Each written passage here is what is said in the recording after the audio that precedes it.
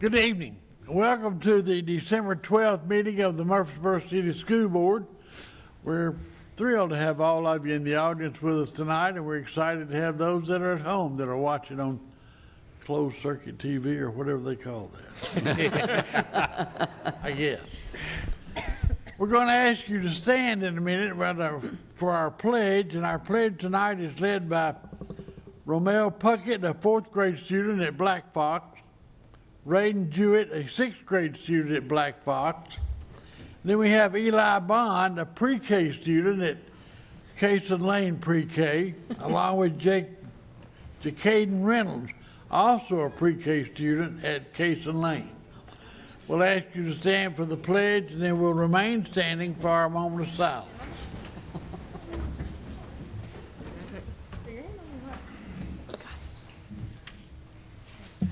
I pledge allegiance to the flag Look at me on TV. of America And to the republic for which it stands, one nation, under God, indivisible, with liberty and justice for all. And now our moment of silence.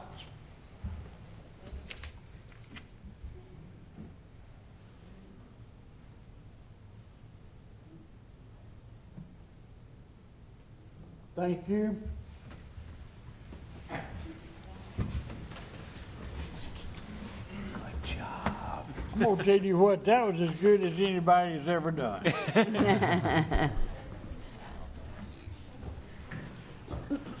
Could have brought in a couple of ladders though for those little ones. Good job, buddy. Thank you.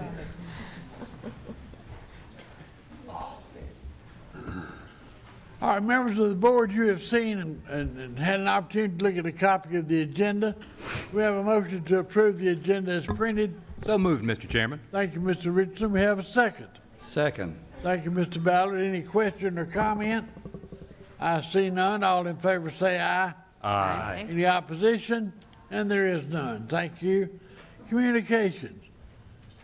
Dr. Duke, I think Ms. Trail's going to take it. Trail's going to handle this. All right. Thank you, ma'am. Let me A move it. very special presentation tonight. Just going to do the communications really quick because there's not a whole lot on my agenda tonight.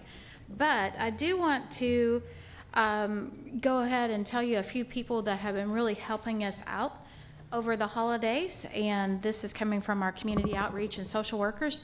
They would like to thank North Boulevard Band of Brothers, North Boulevard Youth Group, Murfreesboro Police Department, General Mills, Parks Realty, Salvation Army, E. Allen, Mars Incorporated, World Outreach Church, and MCS staff. I want to add to that list that the Murfreesboro Fire Department is also doing a food collection drive for us for our backpack program. So these community partners, our faith-based organizations, really come together and help us a lot, and it's just amazing what they are able to accomplish and how many children they actually serve. Additionally, Reeves Rogers wants to send a thank you to First Baptist Church on Castle. I think that they have just a wonderful partnership that when Reeves Rogers calls, they say absolutely. And so Ms. Hardiman and that team wants to make sure that they're recognized for that. Also, just as a quick reminder, Discovery School is having their informational meeting tonight. That's the second informational meeting. The last informational meeting will be in January. It's January 12th. Begins at 6 o'clock for families interested in applying to Discovery School next year, whether they're a kindergarten student or a 6th grade student. That's your communications. And now I'm going to let you have it with all the rest of the stories. So I'll take it from here, All Mr. right, Dr. Chairman. Duke, thank you. Thank you. Good evening, board. We are excited tonight to recognize someone who has received a really great honor, and I'm going to invite Ms. Patricia Robinson to the podium, please. Ms. Robinson has volunteered with Murfreesboro City Schools and specifically Mitchell Nilsson for many years. And this year, I am thrilled to say that she was awarded the Tennessee School Board Association State Volunteer of the Year.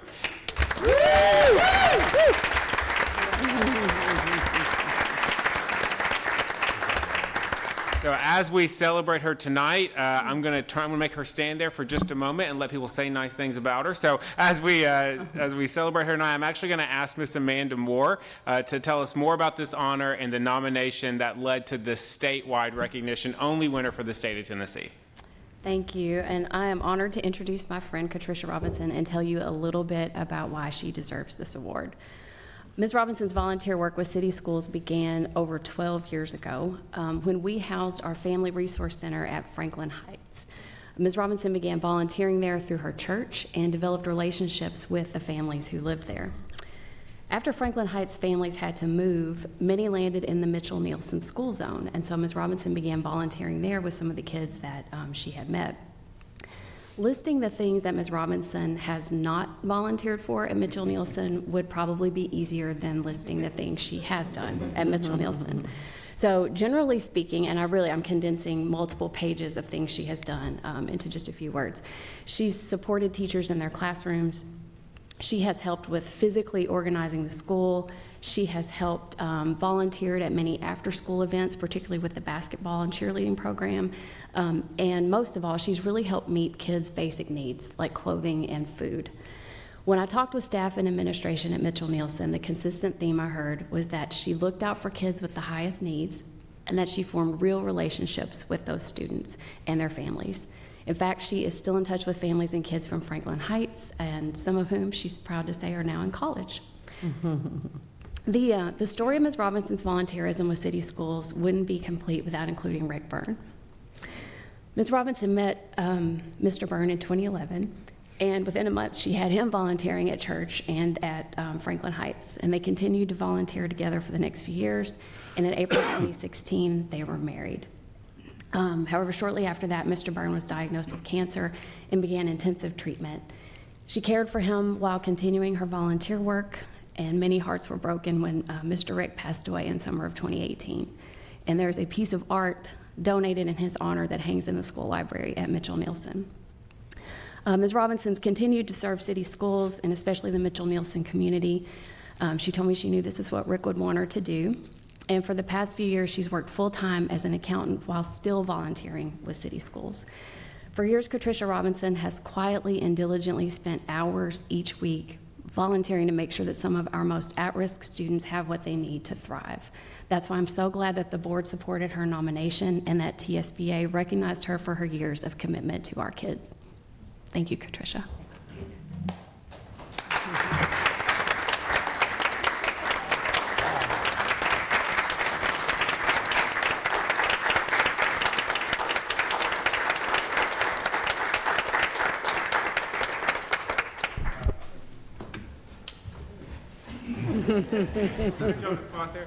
I just want to say thank you all for several of my people who wrote notes to Amanda and supported me on this, and Miss Sanford and Miss Oliver.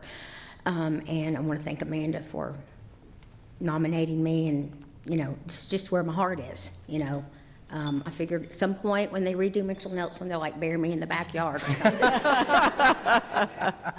But I'm very honored and I'm very appreciative. Thank you. Thank you. I do think it's quite the testament, the support she had show up tonight just to recognize her and thank her. I was actually at Mitchell-Nielsen just yesterday, walked by a classroom. I was like, well, hey, Miss Robinson, how are you? So we thank you for what you do. Our volunteers are so important, and what a great example of someone who's giving back to our community and making sure that the students of tomorrow, our students of today, are well taken care of tomorrow. So we appreciate that very much. Thank you, sir. Thank you, and thank you, Ms. Moore, for nominating and recognizing Ms. Robinson. We thank you very much. It's something that you do that you will remember always, and believe it or not, there'll be those students that you have worked with that will remember it and will see you later on, and may do it already now. I think you've got some with you tonight, so it's a job well done, and you're an icon. There you go. Thank you very much. Well said. All right, Dr. Duke, Best of MCS. Yes, sir. We are excited tonight to recognize our December Best of MCS honoree and publicly thank this employee for their hard work and commitment that has been made to MCS. So I am honored and slightly sad to invite Miss Kim Williams to join me at the podium tonight.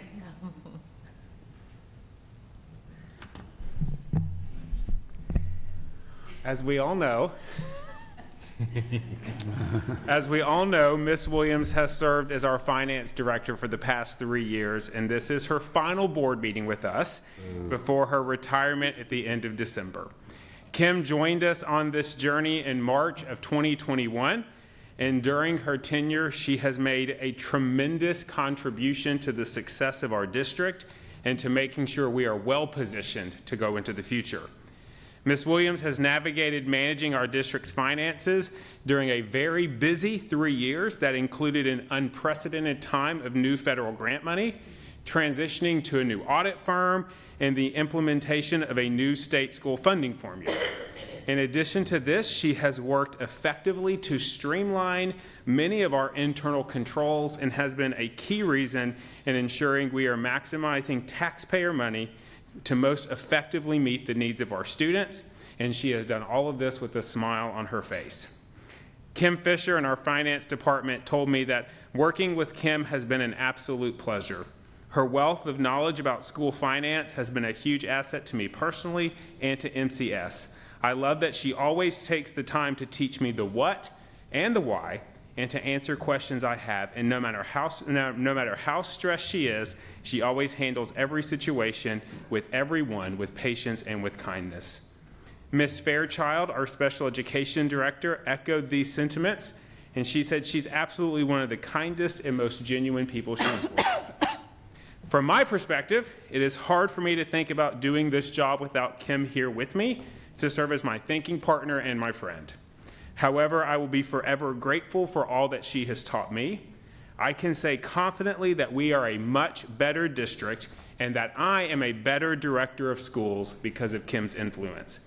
She will be missed, but I am so excited for her as she starts this next chapter that she is so deserving of. So Kim, on behalf of the district, let me thank you for the work you've done. I have seen the energy and the many hours you have put into doing your job so very well, and we are grateful for your service. So as you begin this next chapter, we wish you nothing but the best, and we thank you for representing the best of MCS.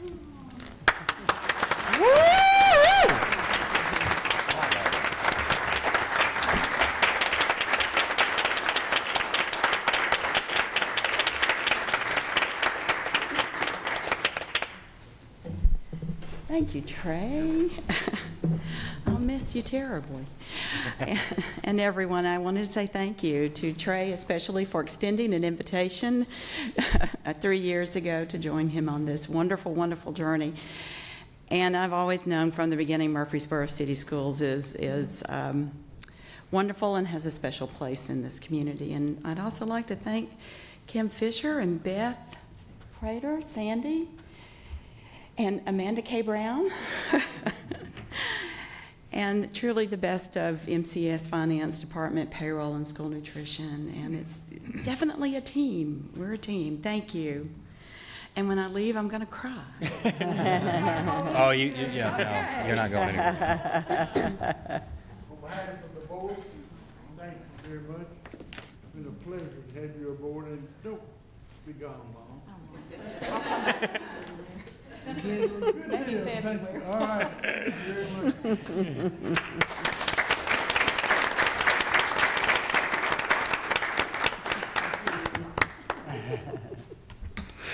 Dr. Duke, I think it's amazing that she's guided us to an independent audit that had no issues. Mm-hmm. I think that may be a first, right? Well, we're very proud of it. I'll say that. Yeah. We're very proud of it. Well, that's great. So that her successor has to keep that rolling. That's right.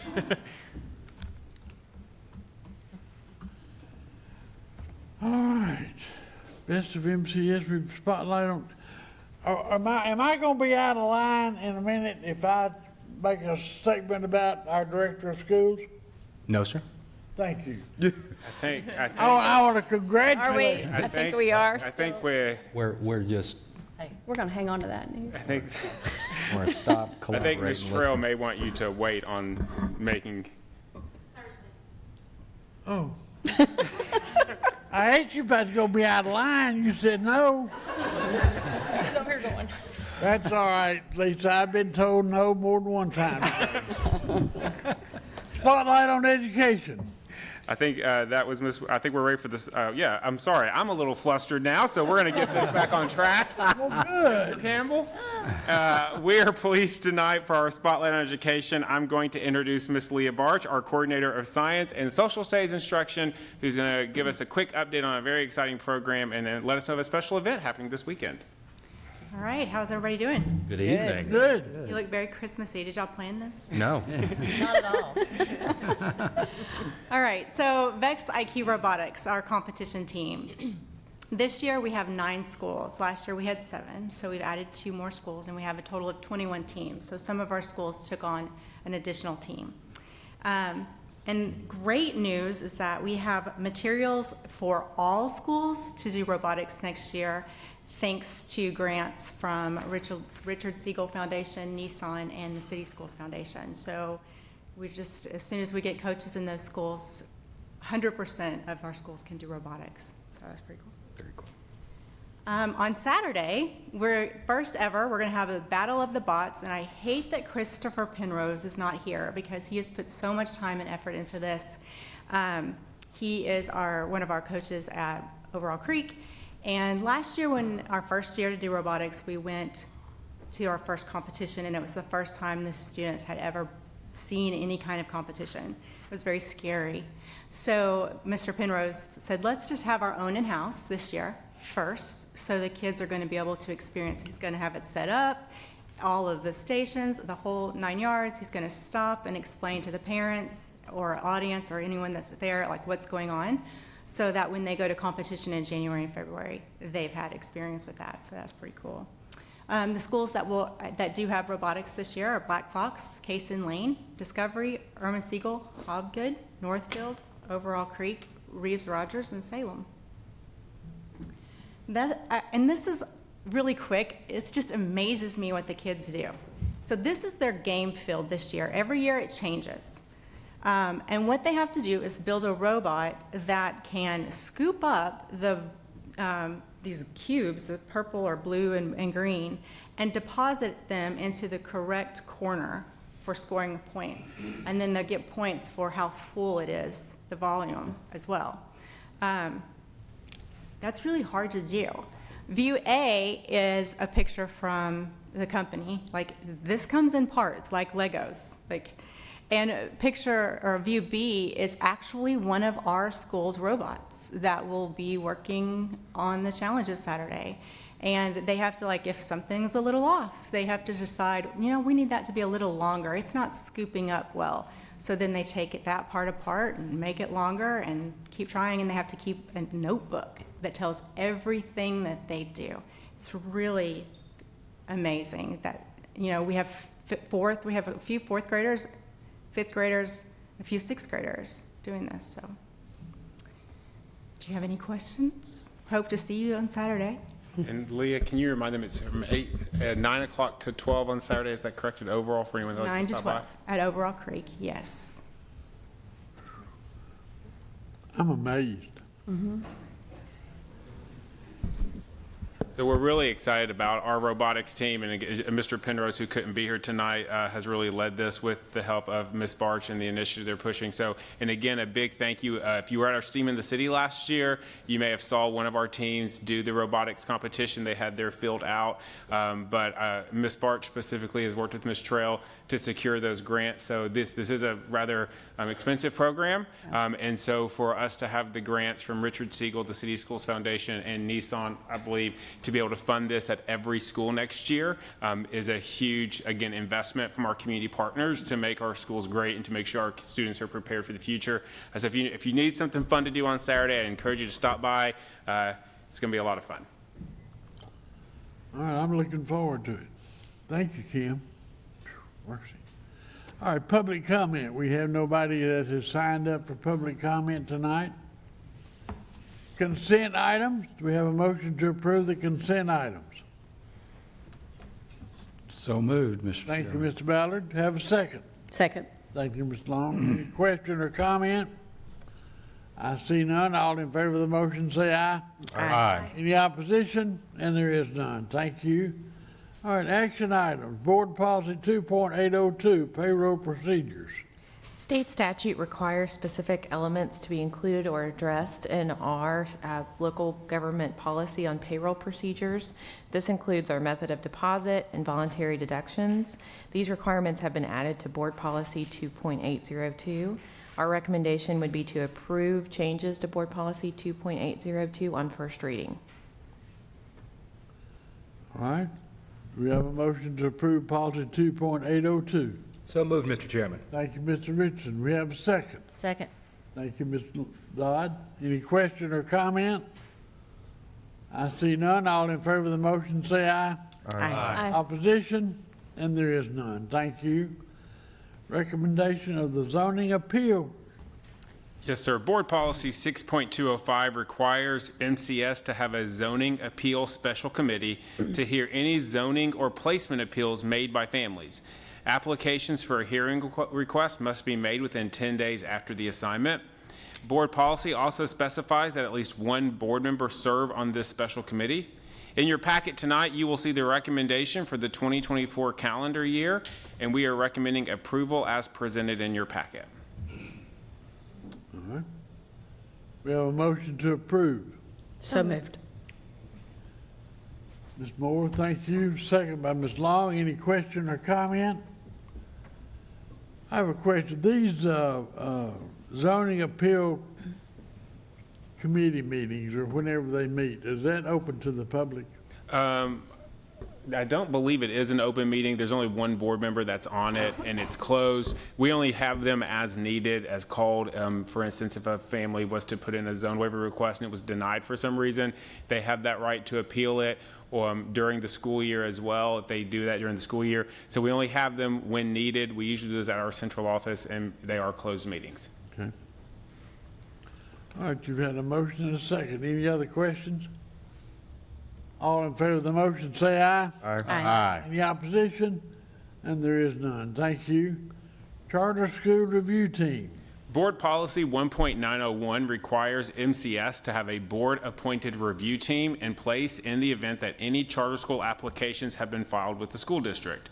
The role of the charter school review team is to assist in reviewing and evaluating charter school applications and to formally recommend that the board either approve, reject, or reject with stipulations each application.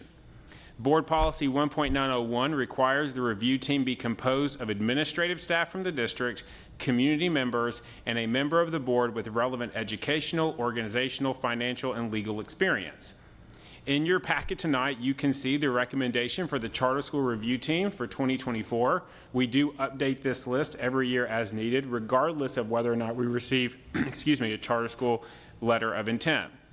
I do want to note that we have not yet received any letters of intent from any charter organizations for the upcoming school years. However, we do know that Rutherford County Schools has received 2. As we have done with previous applications within Rutherford County, we will notify each application of the applicant of the jurisdiction of the Murfreesboro City School Board to approve charter schools within the city limits. I'm happy to answer any questions you may have, and we are recommending approval of the Charter School Review Team as presented. Do we have a motion to approve the Charter School Review Team? So moved, Mr. Chairman. Thank you, Mr. Richardson. Do we have a second? Second. Thank you, Ms. Long. And any question or comment? Are those public meetings when this committee meets?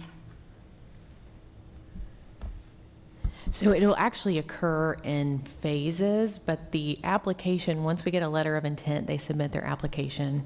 That recommendation committee can meet, and then the recommendation to the board would be what we use. That would be an open meeting, but the specific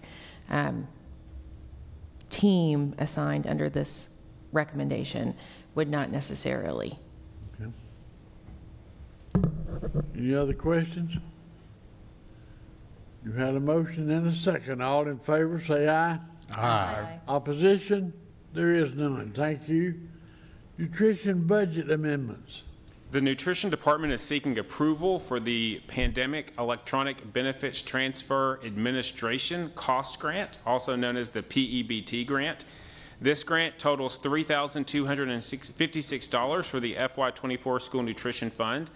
The grant reimburses the School Nutrition Fund the administrative cost incurred for the support and delivery of the PEBT cards to schools or by mail. This program gives money to eligible families with a student who may have missed a meal due to school closures or remote learning. The money is issued on a card that families can use at grocery stores or to buy food. We are recommending approval of the budget amendment as presented. So moved, Mr. Chairman. Thank you, Mr. Suttles. We have a second. Second. Thank you, Ms. Dodd. Any question or comment? I see none. All in favor say aye. Aye. Opposition? And there is none. Thank you. Budget amendment. Yes, sir. This amendment reduces the FY24 operating transfer budget to match the City of Murfreesboro's 10 all-core available balance at June 30th of 2023. This amendment also reduces the related labor and benefits to match the city's available balance. As you will recall, the City of Murfreesboro approved that the city schools to be a subrecipient of their COVID relief dollars 2 years ago to address tutoring associated with COVID-related learning loss. And we are very thankful to the city for allowing us to be a subrecipient to help fund that program. What this amendment's doing, again, as this is the last year of this budget and the last year of this program, it's aligning our budget, which we used as an estimate at the beginning of the year and a projection back in March and April when we were doing our budget of what we thought would be left. It's actually now bringing those in alignment. So we are recommending approval of this amendment to reduce our operating transfer and related labor and benefit to the actual available balance after all FY23 expenses were paid to ensure our budgets match the city's budget as well. Have a motion to approve the budget amendment. So moved. Thank you, Ms. Moore. We have a second. Second. Thank you, Mr. Ballard. Any questions? I see none. All in favor of the motion say aye. Aye. Any opposition? And there is none. Thank you. Budget amendment for state special education preschool. Yes, I'm pleased to say that the City Schools has been awarded a state special education preschool grant that's designed to help ensure our special education students in preschool are being served in inclusive environments. This new grant is also a recurring grant, and it will supply funds to provide additional support to students with disabilities in the inclusive settings. The funds will allow us to provide increased behavioral supports for preschool students and to pay for our preschool teachers to receive additional certifications from MTSU. Additionally, the funds will be used to pay for in-class consultation and coaching with the STAR program, as well as instructional materials, books, and substitutes. For this fiscal year, we are receiving $263,082, and we expect a consistent amount in future years as well. We are recommending approval of this budget amendment as presented. So moved, Mr. Chairman. Thank you, sir. Have a second. Second. Thank you, Ms. Long. Question. The 1 week course, MTSU course practice, is that held when? Summertime? I'm going to ask Ms. Fairchild to come up. Specifically, they're asking about the 1 week course for the additional certification. Is that held in the summertime? Right, that is for an endorsement. All of our preschool teachers obviously have a special education degree. The endorsement would be for an early childhood add-on. You know, ultimately, we'd like for all of them to have that and the special ed degree, but this would pay for that endorsement and the praxis for those who don't have it. Okay, thank you, ma'am. Any other questions? All in favor of the motion say aye. Aye. Any opposition? And there is none. Thank you. All right, fiscal year 24 GPS budget. The Finance Department is seeking approval of a budget amendment totaling $45,249. This budget amendment actually moves one full-time clerical position from the custodial department to the instruction department. As the board's aware, last year custodial services were outsourced in April of 2023, and this position was approved in the FY24 budget. And to probably put it as in simple terms as possible, is we left one clerical position in the custodial budget, really just in case as we made this transition. Now that we're well into this, we know that that position isn't needed, and so we're moving that into the instruction department, which is where that person has really been assisting during this transition as well. So this is really a cleanup amendment, just to make sure that the person is coded correctly in the budget. Okay. Have a motion to approve the budget amendment. So moved, Mr. Chairman. Thank you, Mr. Settles. Do we have a second? Second. Thank you, Ms. Dodd. Any question or comment? I see none. All in favor of the motion, say aye. Aye. Any opposition? And there is none. Thank you. Bus contract. The school district issued an intent to bid on October 24th to purchase a 48-passenger special education bus with wheelchair accessibility. Mid-South Bus Center was the respondent with the lowest bid of $150,850. We are recommending approval of the contract with Mid-South Bus to complete this purchase. Following the board approval, the contract will also be submitted to City Council for approval, as the bus is being purchased with county shared bonds, which are held at the city office. This purchase of an additional bus was included in the 5-year capital plan that was approved by the board on September 5th of 2023, and we are recommending approval. All right, sir. Have a motion to approve the bus contract. So moved. Thank you, Mr. Ballard. Do we have a second? Second. Thank you, Mr. Richardson. Question or comment? Mr. Ballard? Question or refresher, what are our standard school buses? What are the capacity? I'm going to go to Mr. Barch here. I think 90 passengers are our standard school buses. Is that correct? Yes, sir. Yes, 90 passenger school buses. Okay, thank you. Yep. Any other questions? All right, you've got a motion and a second. All in favor of the motion, say aye. Aye. Any opposition? And there is none. Thank you. All right, reports and information. Personnel. You have the personnel report in your packet tonight, and we are happy to answer any questions you may have on that.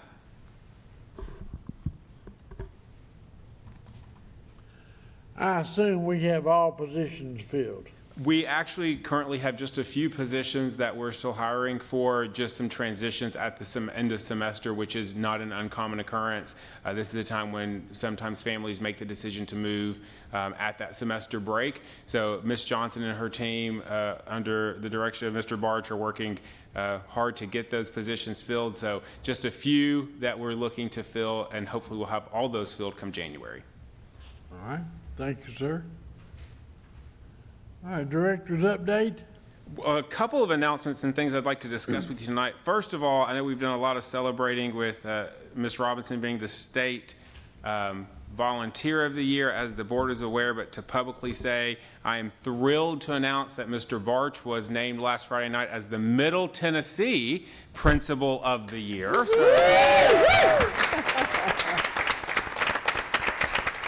Said that was a great way. Of course, he transitioned from principal of Overall Creek at the end of last year to assistant superintendent, and is doing a tremendous job in that role as well. Thank you.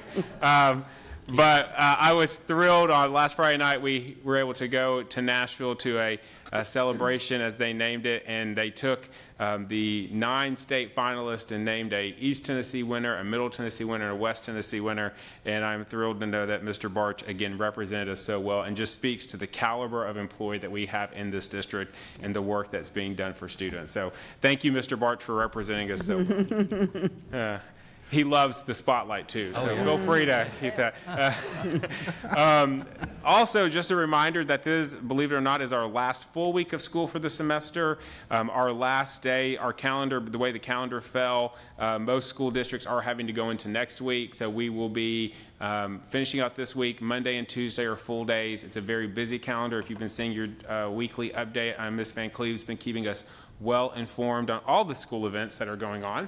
So it is going to be a great end of the semester, and we are looking forward to coming back. On January 4th, we will be having our first day back. That will be a district in-service day at Middle Tennessee State University. They're hosting us up there. We'll have almost the entire district at MTSU that day. doing some professional learning. That Friday is school-based professional learning, and then students return on the 8th. So wanted to make sure those dates were on your calendar since this is our last public board meeting of the year. And finally, just wanted to talk about something that's been in the news quite a bit recently. I know the board is aware that several weeks ago, Governor Lee publicly announced his Education Freedom Scholarship Plan, which would expand school vouchers statewide. According to the press release from the governor's office, the intent is to establish statewide universal school choice. In short, the voucher program would allow applicants to take $7,075 per student for the 24-25 school year to be used for schooling outside of public education. The eligible expenses include items such as private school tuition, fees, uniforms required by the private school, textbooks and instructional materials required by private schools, and fees for transportation to and from private schools, a few of the items among others. According to the information released in November, students who are enrolled in a Category 4 church-related homeschool are also eligible to receive the funds, but those in independent homeschools are not eligible to receive them. According to the governor, if passed, the state is prepared to give out 20,000 scholarships next school year in 24-25.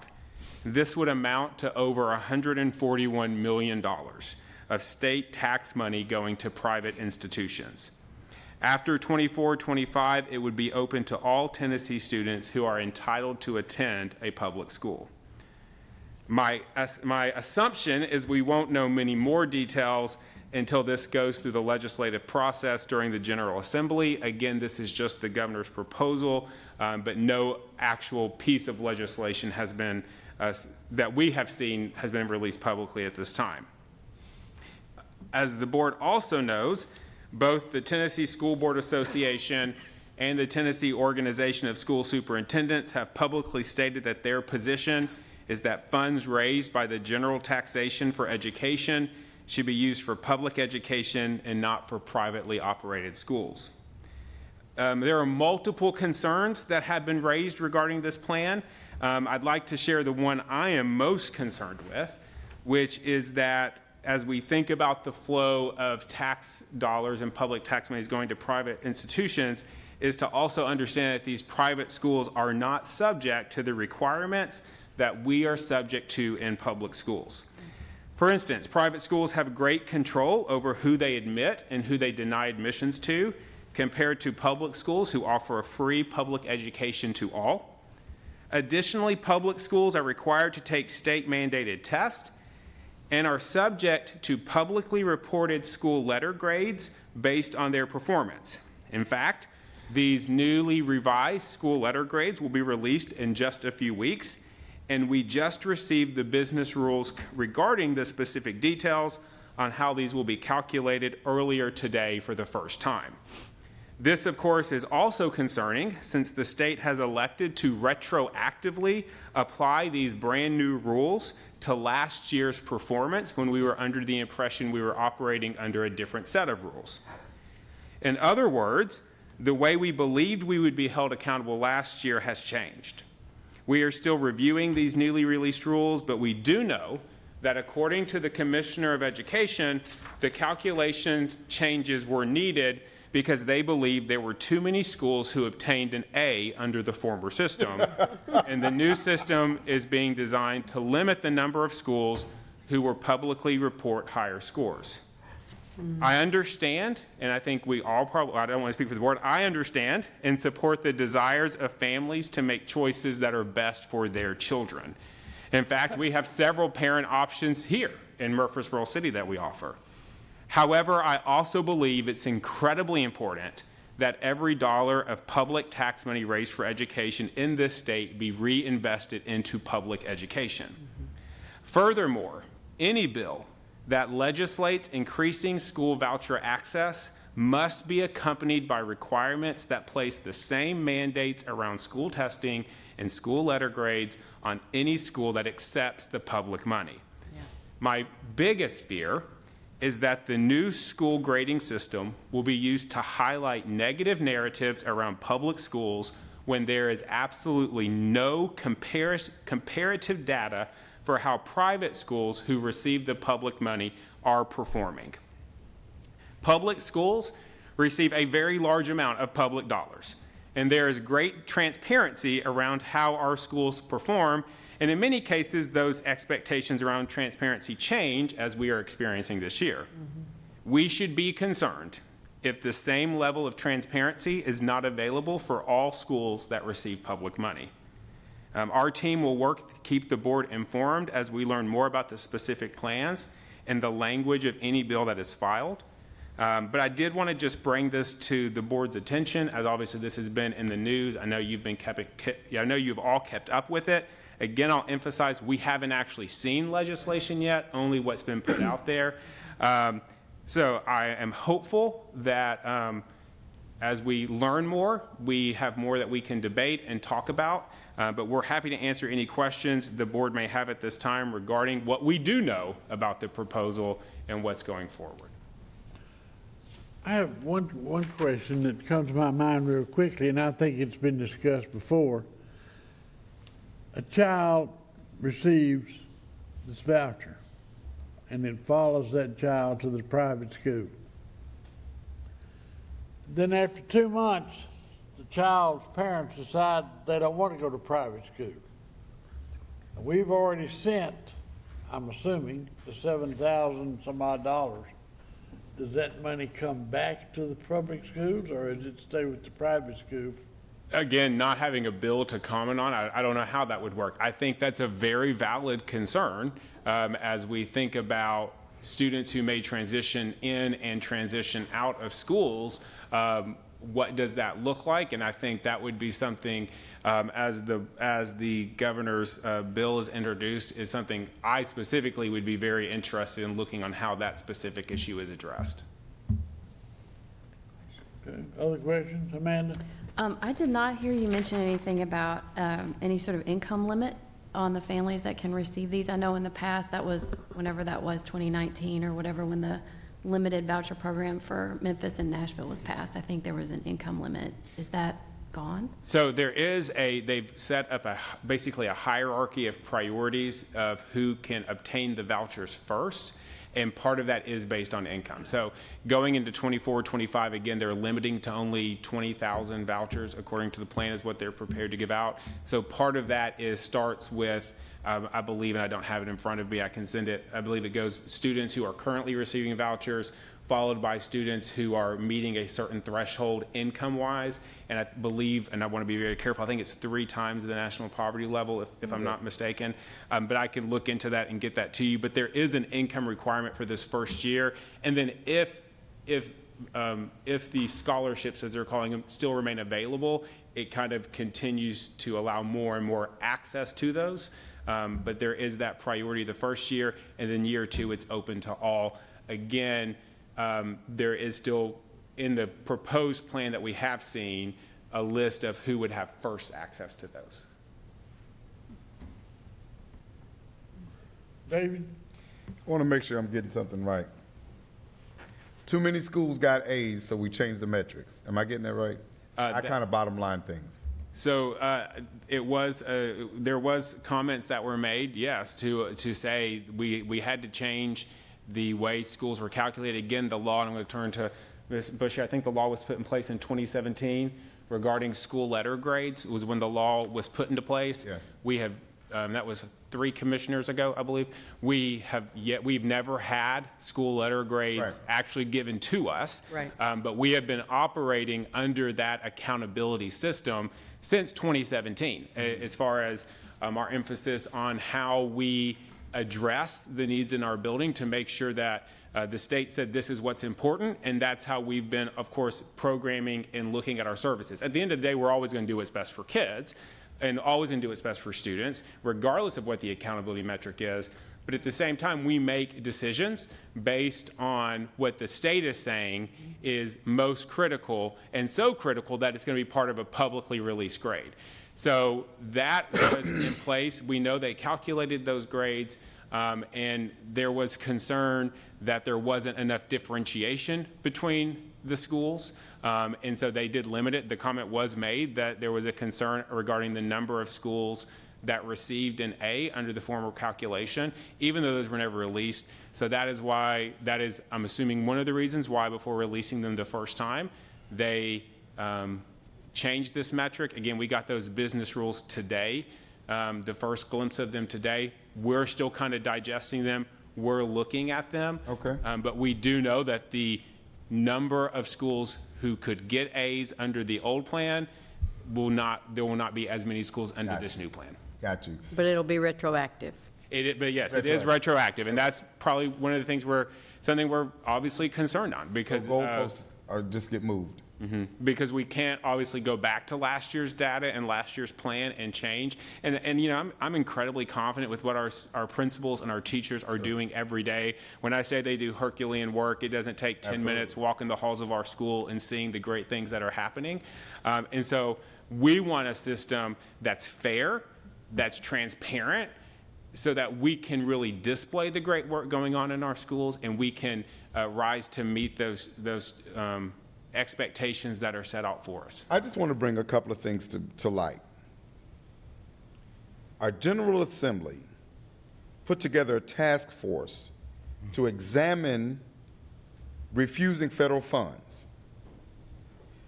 We pay federal taxes, but we want to not take the federal funding from the federal government into which we've already paid for our schools.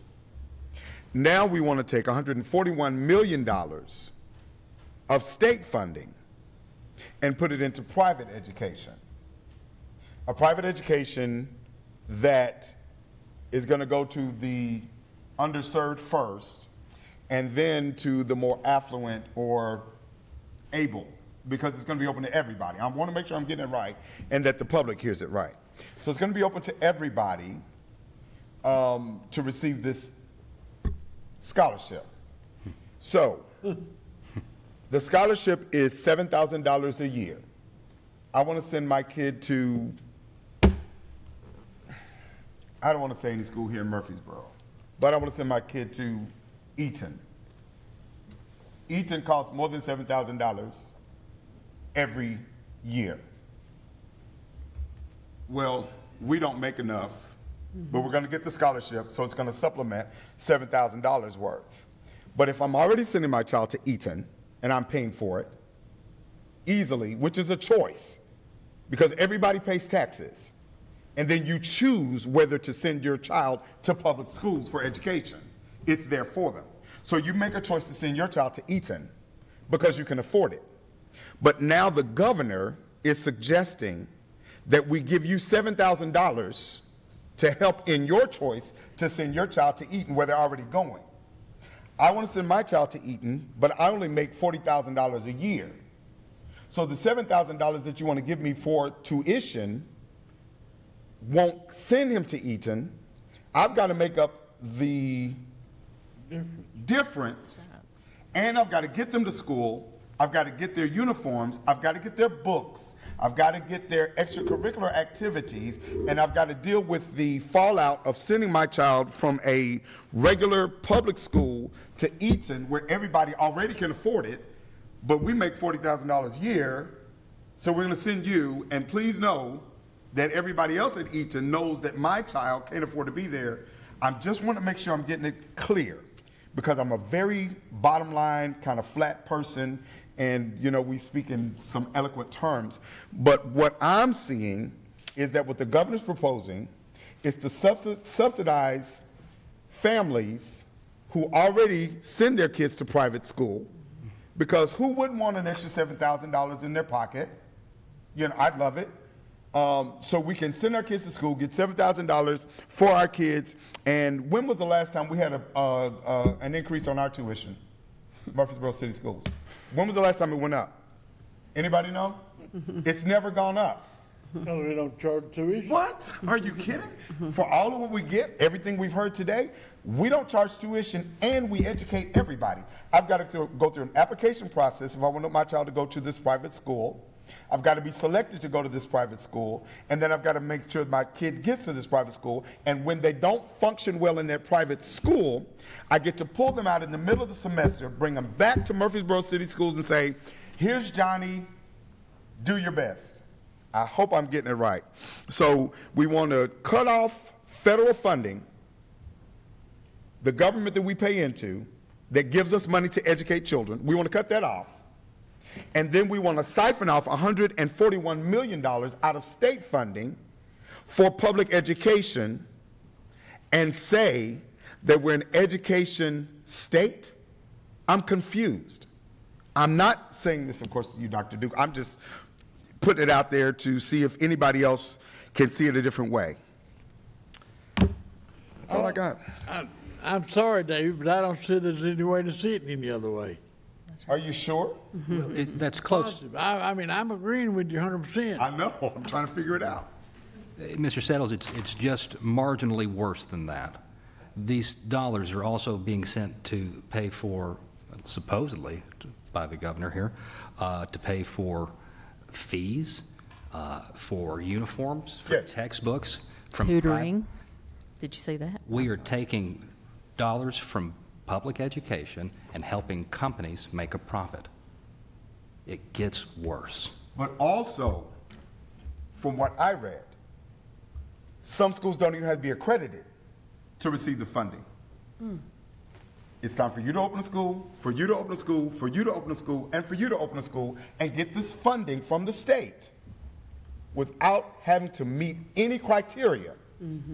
Well, we're going to take the money from the public schools and ask them to jump even higher than they jumped last year and the year before, because we're going to retroactively apply what we told you we weren't looking at. I'm just astonished. I want to make sure that I'm getting it right, because I don't want to accuse our General Assembly of doing something that they're not doing. So if anybody's out there with the General Assembly that want to give me a call and tell me you got it wrong, I'm open to hear it. I'm very interested and very concerned with why we as a state want to refuse federal dollars that we pay into. We literally pay federal taxes. And the money we're getting back from the federal government is our money. But we want to turn that back and then take state money that we're paying into the schools and pull that out and then tell our schools to do the best you can do. But of course, our teachers aren't very good here. I'm done. Thank you for indulging me. Can I comment? Yes, ma'am. Totally agree. I don't think that they're going to help the disadvantaged students at all, because just as you said, I was sitting here thinking the same thing, because these private schools are going to cost more than that. And really, it's just giving the people who can already afford it a $7,000 break. Yeah. That's what it's doing. And totally agree with you. And also, the funds can be used for tutoring. That's what I was telling you. I couldn't believe it when I read that. I was like, tutoring? Private tutoring? Yeah. Seriously? And if we got $7,000 per student, why can't we put that into mental health services for every student in the state of Tennessee? I mean, I do private tutoring, but I will not take a dime of this money. Wow. Absolutely not. That's good. Well, we can take part of that $1 billion they don't want to take, too, put it into mental health. And I was amazed a little bit, the reasoning behind not taking some of the federal money, the $1 billion, because of the strings attached. Yeah. Now, do you remember a couple of years ago when we wrote to the state board and said we didn't want to do the TCAP test second half? And they wrote back and told us what? Okay, you don't have to, but you're going to lose your state funding. Yes. Yes. So what goes around comes around, as the old saying goes. The strings are attached everywhere. I kept asking, even when we had the opportunity to ask the speaker, what are the strings that you're so concerned with? And we were there together. They couldn't produce anything other than nutrition. You know, this kid wants to take food home from the cafeteria, and the cafeteria lady can't give it to him. And I thought, we got that covered anyway. We send food home every day. What? So I'm really astonished at our General Assembly. We will know more, I guess, when they return in January if we don't know beforehand. Amanda? I wanted to ask about, I know you had mentioned that several school boards are passing resolutions Yes. opposed to this. Just to kind of put it out there, if we want to wait until we see the specifics in January, if we want to go ahead and do a preemptive resolution, I know we wouldn't be able to vote on it until January anyway, since this is our last meeting, but I would be in support of the board putting together a statement. Resolution. Absolutely. And we can put that together, and we can, and again, just if the board wants to know what direction they would like us to take, I think Ms. Moore brought up a good point. We can, Ms. Bush can work on a resolution for January that maybe just expresses the board's concerns as a whole with this. If that's the will of the board to go ahead and make that known, as Ms. Moore said, several school districts have done that, and I know more are planning on doing it, or the option of waiting until we actually see a piece of legislation to comment specifically on that, or the board may wish to do one then as well. So I believe we should stand shoulder to shoulder with all the other school boards and stand for public education and outright condemn what this governor's trying to do, what this state legislature's trying to do. We can't stand for it, but if we don't stand up, it will happen. It will happen here. Please make your voices heard. Yeah, I would strongly suggest that you contact your legislators now. Have you heard from any? I have not.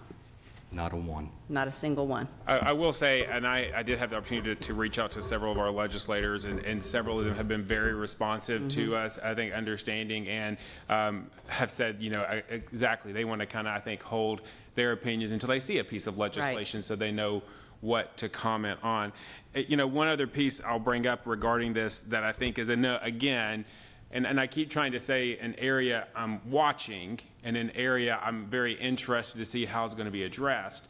When we think about how students are funded, the state requires that our local government pay for 30% roughly of our budget. So when we get our TISA allocation, when you think about that per pupil, and they say, because we have a student-funded formula, you have X number of students that generates X number of dollars.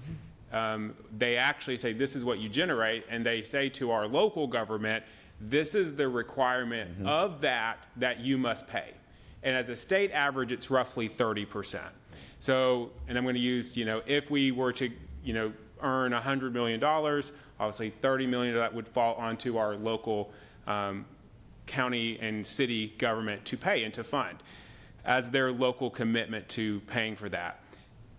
One area I'm watching is how that is negotiated through this bill. Right. My concern being $7,000 for a public school student who comes to Murfreesboro City Schools, our local community is paying 30% of that. Right. Is someone going to be paying the 30% for students who have scholarships, or does this bill have the potential of more state money per pupil going toward students in public schools and private schools than state money going toward students in public schools? Right. And I think that's something we need to look for, because again, I think that may be something that could actually happen, because again, we know that our local government is paying 30% is required to, by state law, to pay for that portion of it. Yeah. We have some private schools, and I say private school or church-supported schools. What is the average cost? Anybody know? I checked, checked around, and it's around 10,000. A year? Yeah. Okay. That's just the That's tuition. just in Murfreesboro, that's tuition. I think that's way low. I think it's higher than that. You might can get 10,000 at Well, St. Rose, but I think When- Providence about is 20. I don't know enough about private schools, but then when a child goes to a private school, are they required to purchase their textbooks? Never It idea. depends on the I school. can't I don't speak. think I that, can't speak to that. I don't think they're free. I can't afford to send mine, so I'm just injection. Is that part of the tuition? No, So the books are above the tuition? right. Okay. It's Can I books say and something? fees and all of that, just like going to college. I just want to say that private schools are not better than public schools. But, I mean, we're talking about, oh, you get to send your kid to private school, you send your kid to private school. Private schools are not better. It's just, I guess, a different choice if you can afford it. They're not better. No. And I have some proof to back that up, being a teacher. Well, I'm just concerned that we have $7,000 because the next phase is scholarships for everybody. We have $7,000 per student to send to private schools, but we don't have enough money to give raises to teachers, Right. to give raises to bus drivers, to hire more teachers, to hire more mental health workers. It's amazing to me that somehow they think we can fund this, but the things that we need in our immediate schools now, we need schools built. Well, you fund it by pulling it out of the public school. And that's where I'm going. It's We coming have out less. of the public school because what everybody is saying now is, oh, we don't know exactly where we're going to get the money, but we'll find it. Of course you're going to find it because if you siphon all the students off, then you just take the funds from there. And And let's be clear, it's not like you take one school and now these kids go to a private school. You're pulling a few from here and here and here, so it doesn't mean that our costs are any less. We still have to have a Yes. principal, a Yes. building, the bus drivers, the cafeteria. Our costs don't go down just because you pick a few kids out of each school or out of each grade level. We still have the same number of teachers, the same number of everything, but with less dollars to pay for it. Yeah. Let your voice be heard. That's all I've got to say. Amen. And Mr. Campbell, if I may, I do want to say, one of the things I'm really proud of being able to sit in this seat, besides just the work we do as a district for the kids of this community, which I am more than proud of, because again, I see the work being done every day. But I think as a community of education in this city, we've always been characterized by really strong partnerships. I feel our partnership with the county schools is strong. We have great conversations with them. We really look at each other as partners in this work. We have great relationships with our private schools. That we have some great private schools in our community, and we have great relationships with them. And there are often at times that we will work together with those schools. And we are always happy to work with our families who choose homeschool as an option. And we always want to do that. So I want to, from my perspective, just to continue to say, as we have this conversation, this is not a conversation where we don't want parents to make choices that they feel are best for their children. Absolutely. Right? From my perspective, it is a conversation about how are we using public funds to support the work of public schools, and how do we do that fairly and effectively, for sure. All right, thank you, sir. Thank you for bringing that up. Anything else come before this board tonight? I do want to say it, and I think I can speak on behalf of the board. I hope so at this point anyway. That we wish everybody a happy holiday season and a Merry Christmas and a Happy New Year, and we will be back in January. sure will. The board will meet again in January. Have a motion to adjourn? So move, Mr. Chairman. Thank you, Mr. Suttles. Have a second? Second. Thank you all in favor? Aye. Aye. Good night.